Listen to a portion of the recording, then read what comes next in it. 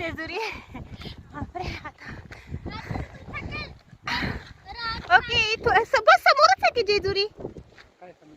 हे काय समोरच आहे. बापरे जेजुरी पूर्ण कसं जात आहे.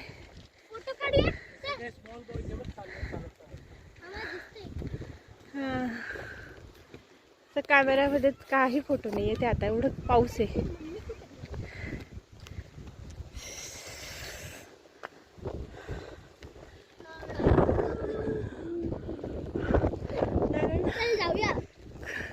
टीव्ही बघायचा आहे ना तुला तर.